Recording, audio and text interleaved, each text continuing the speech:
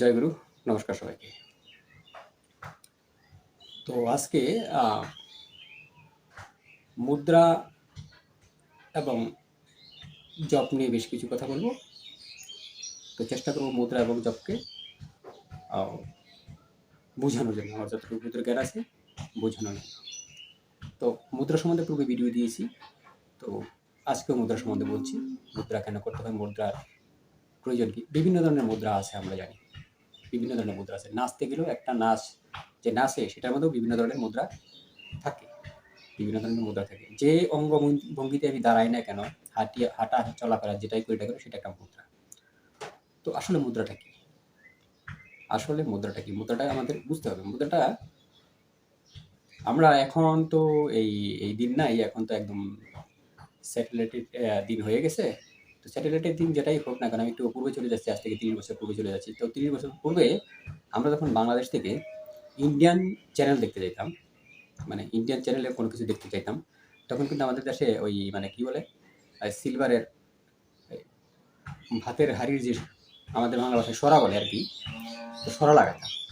ঠিক আছে, সরা কিন্তু লাগাতাম, লাগিয়ে অ্যান্টিনাটা এদিকে এদিকে ঘোরাফেরা করে, মানে এটা ক্লিয়ার দেখার জন্য, মানে সিগন্যালটা পাওয়ার জন্য। সেটা আমরা যদি দূরদর্শন দেখতে চাই বা অন্য কিছু দেখতে চাইতাম, তখন এটা অনেক উঁচু, মানে অ্যান্টিনাটা অনেক উঁচু দিয়ে এটা এরকম অ্যান্টিনা এদিক ওদিক ঘোরাফেরা পাইতাম। আপনারা দেখেন এখন যারা ইয়াং ছেলে আছেন তারা জানেন না, তো প্রয়োজন নেই।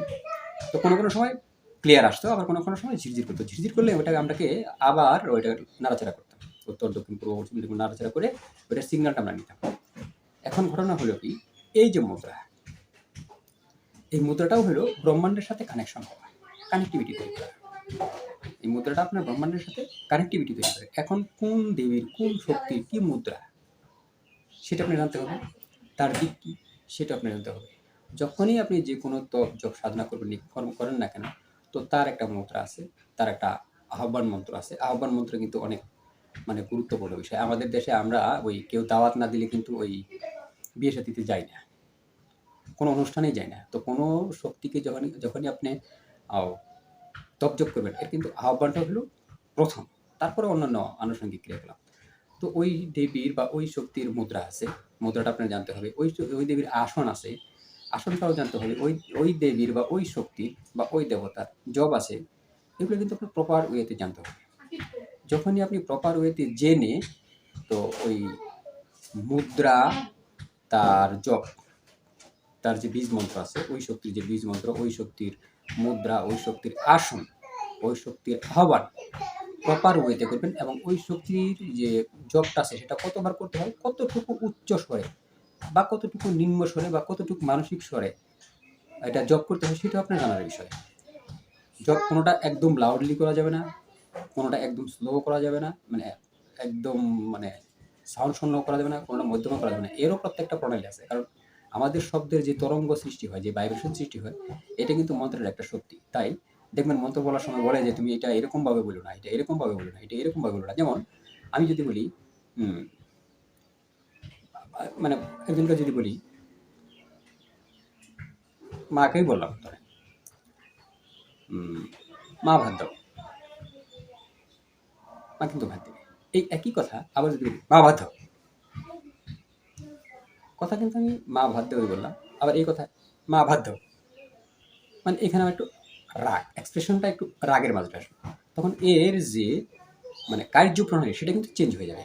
সেম একই জিনিস মন্ত্রের ক্ষেত্রেও, সেম একই জিনিস দেখবেন। উগ্র মন্ত্র যারা, সেগুলো কিন্তু উগ্রভাবেই তপজপ করে। যেগুলো সৌম্য মন্ত্র, শান্ত শান্ত পূজা পার্বণ মন্ত্র, সেগুলো কিন্তু সাম্যভাবেই সেগুলো তপজপ করে। যেগুলো মৌন মানসিক তপজপ করে, সেগুলো কিন্তু মানসিকভাবেই করে। তো এই মন্ত্রেরও প্রকারভেদ আছে, এবং কোন শক্তির কোন দিক সেটাও ইম্পর্টেন্ট, কোন শক্তির কোন কাল সেটাও ইম্পর্টেন্ট। তো আমরা তপজপ শুরু করি, হ্যাঁ ফল পাই না কেন, হ্যান পাই না কেন, ত্যান পাই না কেন, এরকম না। এরকম হলে তো পৃথিবীর সবাই সাধক হয়ে যেত, মহাসাধক হয়ে যেত।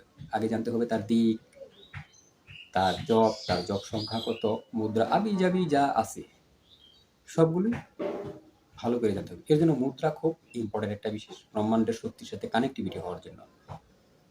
মুদ্রা মূলত ব্রহ্মাণ্ডের যে শক্তি আছে, সেই শক্তির সাথে আপনাকে কানেক্টিভিটি করায়। আমরা শুধু দেখে বসে থাকি না, এরকম হাত দিয়ে বসে থাকে, এরকম আঙ্গুল দিয়ে, এরকম আঙ্গুল দিয়ে, এটা এরকম না। এটা হলো অ্যান্টেনা, সেই ইন্ডিয়ান চ্যানেল দেখানোর মতো কানেকশন, ব্রহ্মাণ্ডের শক্তির সাথে সে কানেক্টিভিটি সৃষ্টি করে, এইটা করে মুদ্রা। আর জবটা হলো যে বীজটা আপনি জপছেন, মানে যে উচ্চারণটা আপনি করছেন, সেটা হলো জব। জব এবং মুদ্রা মোটামুটি আমি চেষ্টা করছি আপনাকে বলার জন্য। তো এই জিনিসগুলো মানে জেনে শুনে করবেন। এখন ওই আরও বেশ কিছু প্রক্রিয়া আছে, যেটা হলো আপনার প্রাণবায়ুর সাথে কেউ তপজপ করে, ঠিক আছে? কেউ আপান বায়ুর সাথেও তপজপ করে, কেউ উধান বায়ুর সাথেও তপজপ করে, কেউ সমান বায়ুর সাথেও তপজপ করে। কারণ এক একটা বায়ু, এক একটা আজকে এটা বলছি না, আমি বায়ু বীজ নিয়ে বলবো, এটা খুব ঊর্ধ্বগামী। বায়ুর বীজ আমি দেওয়ার চেষ্টা করব। বায়ুর বীজ, বায়ু জপ তপ, যেহেতু আমার মধ্যে 5টা বায়ু আছে, আপনারা জানেন এই বিষয়ে ভিডিও দিছি। তো কোন বায়ুর কী কাজ, এটা বুঝলেও আপনি অনেক কিছু বুঝে যাবেন, অনেক কিছু বুঝে যাবেন। তো আজকে আর ভিডিও লম্বায়িত করছি না, আজকে পর্যন্ত। জয় গুরু, নমস্কার সবাইকে।